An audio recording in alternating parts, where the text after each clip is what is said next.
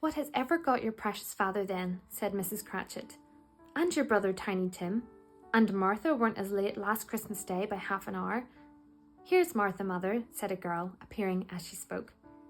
"Here's Martha, mother," cried the two young Cratchits. "Hurrah! There's such a goose, Martha." "Why, bless your heart alive, my dear, how late you are," said Mrs. Cratchit, kissing her a dozen times and taking off her shawl and bonnet for her with officious zeal. "We had a deal of work to finish up last night," replied the girl, "and had to clear away this morning, mother." "Well, never mind so long as you're come," said Mrs. Cratchit. "Sit you down before the fire, my dear, and have a warm, Lord bless you." "No, no, there's father coming," cried the two young Cratchits, who were everywhere at once. "Hide, Martha, hide." So Martha hid herself, and in came little Bob, the father, with at least 3 feet of comforter exclusive of the fringe hanging down before him, and his threadbare clothes darned up and brushed to look seasonable, and Tiny Tim upon his shoulder. Alas for Tiny Tim, he bore a little crutch, and had his limbs supported by an iron frame. "Why, where's our Martha?" cried Bob Cratchit, looking round. "Not coming," said Mrs. Cratchit.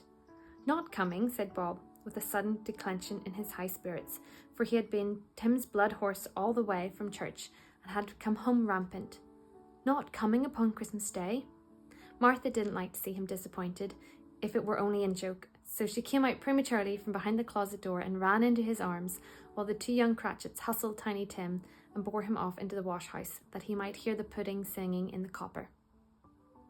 "And how did little Tim behave?" asked Mrs. Cratchit, when she had rallied Bob on his credulity, and Bob had hugged his daughter to his heart's content. "As good as gold," said Bob, "and better. Somehow he gets thoughtful, sitting by himself so much, and thinks the strangest things you ever heard. He told me coming home that he hoped the people saw him in the church because he was a cripple, and it might be pleasant to them to remember upon Christmas Day who made lame beggars walk and blind men see." Bob's voice was tremulous when he told him this, and trembled more when he said that Tiny Tim was growing strong and hearty. His active little crutch was heard upon the floor, and back came Tiny Tim before another word was spoken, escorted by his brother and sister to his stool before the fire, and while Bob, turning up his cuffs, as if, poor fellow, they were capable of being made more shabby, compounded some hot mixture in a jug with gin and lemons, and stirred it round and put it on the hob to simmer, Master Peter and the two ubiquitous young Cratchits went to fetch the goose, with which they soon returned in high procession. Such a bustle ensued that you might have thought a goose the rarest of all birds, a feathered phenomenon, to which a black swan was a matter of course, and in truth it was something very like it in that house. Mrs. Cratchit made the gravy, ready beforehand in a little saucepan, hissing hot. Master Peter mashed the potatoes with incredible vigour. Miss Belinda sweetened up the applesauce. Martha dusted the hot plates. Bob took Tiny Tim beside him in a tiny corner at the table. The two young Cratchits set chairs for everybody, not forgetting themselves, and mounting guard upon their posts, crammed spoons into their mouths, lest they should shriek for goose before their turn came to be helped. At last the dishes were set on, and grace was said. It was succeeded by a breathless pause, as Mrs. Cratchit, looking slowly all along the carving knife, prepared to plunge it in the breast, but when she did, and when came the long-expected gush of stuffing issued forth, one murmur of delight arose all around the board, and even Tiny Tim, excited by the two young Cratchits, beat on the table with the handle of his knife, and freely cried, "Hurrah!" There never was such a goose. Bob said he didn't believe there was ever such a goose cooked. Its tenderness and flavour, size and cheapness were the themes of universal admiration. Eked out by applesauce and mashed potatoes, it was sufficient dinner for the whole family.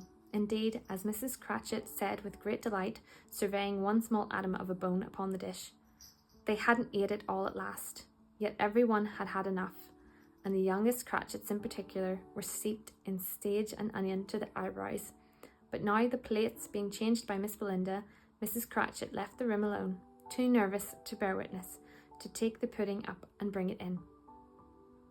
Suppose it should not be done enough. Suppose it should be break-in turning out. Suppose somebody should have got over the wall of the backyard and stolen it while they were merry with the goose. A supposition at which the two young Cratchits became livid. All sorts of horrors were supposed. Hello, a great deal of steam. The pudding was out of the copper, a smell like a washing day. That was the cloth. A smell like an eating house and a pastry cook's next door to each other, with a laundress's next door to that. That was the pudding. In half a minute, Mrs. Cratchit entered, flushed but smiling proudly, with the pudding like a speckled cannonball, so hard and firm, blazing in half a cordon of ignited brandy, and bedight with Christmas holly stuck into the top. "Oh, what a wonderful pudding," Bob Cratchit said, and calmly too, that he regarded it as the greatest success achieved by Mrs. Cratchit since their marriage. Mrs. Cratchit said that now the weight was off her mind, she would confess she had her doubts about the quantity of flour. Everybody had something to say about it, but nobody said or thought it was at all a small pudding for a large family. It would have been flat heresy to say so. Any Cratchit would have blushed to hint at such a thing. At last the dinner was all done, the cloth was cleared, the hearth swept, and the fire made up. The compound in the jug being tasted and considered perfect, apples and oranges were put upon the table, and a shovelful of chestnuts on the fire. Then all the Cratchit family drew round the hearth in what Bob Cratchit called a circle, meaning half a one, and at Bob Cratchit's elbow stood the family display of glass, 2 tumblers and a custard cup without a handle. These held the hot stuff from the jug, however, as well as golden goblets would have done, and Bob served it out with beaming looks while the chestnuts on the fire sputtered and cracked noisily. Then Bob proposed, "A Merry Christmas to us all, dears. God bless us," which all the family re-echoed. "God bless us, everyone," said Tiny Tim, the last of all. He sat very close to his father's side upon his little stool. Bob held up his withered little hand in his, as if he loved the child and wished him to keep him by his side, and dreaded that he might be taken from him. Thanks so much for joining me again today for another reading from A Christmas Carol. I think Marilyn was getting into that one. Join me tomorrow to see more of what the Ghost of Christmas Present shows Scrooge. See you tomorrow.